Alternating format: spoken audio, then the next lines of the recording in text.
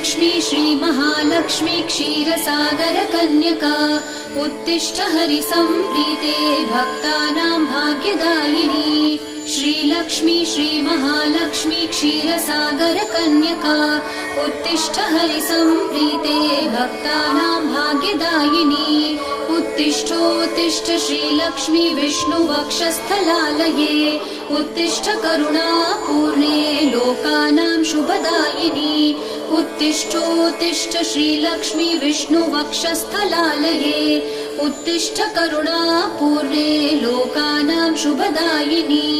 श्रीपद्ममध्यवसिते वरपद्मनेत्रे श्रीपद्महस्तचिरपूजितपद्मपादे श्रीपद्मजातजननी शुभपद्मवक्त्रे श्रीलक्ष्मी भक्तवरदे तव सुप्रभातम्।